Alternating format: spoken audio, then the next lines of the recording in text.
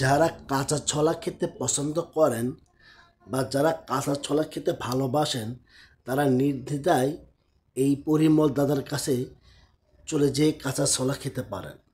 পরিমল দাদা তার হাতের যত্ন ছোঁয়াদে বিভিন্ন রকম মশলা দিয়ে আপনাকে সুন্দরভাবে কাঁচা ছোলা খাওয়াবে।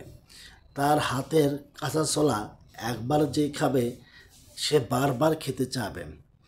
খুব সুন্দর করে তিনি কাঁচা ছোলা তৈরি করে দেন এবং তার কাঁচা ছোলা মুখরোচক একটা অসাধারণ খাবার। আপনারা দেখতে পাচ্ছেন কাঁচা ছোলাকে দাদা কীভাবে কতগুলা মশলা দিয়ে কাঁচা ছোলাকে নাড়াইয়া নাড়াইয়া সুন্দর করে তৈরি করতেছে কাঁচা ছোলা।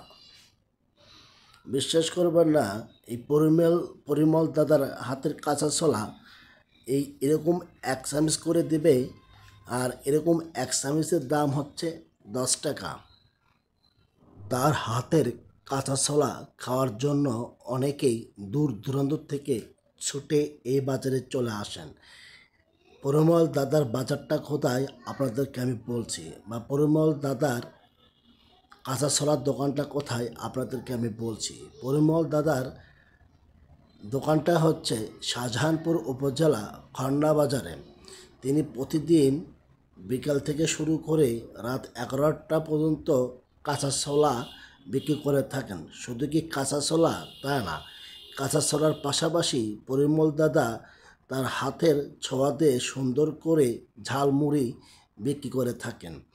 আপনি 10 টাকার থেকে শুরু করে যত টাকার ইচ্ছা তত টাকা আপনি খাইতে পারেন। ধন্যবাদ ভিডিওটা দেখার জন্য, অসংখ্য ধন্যবাদ।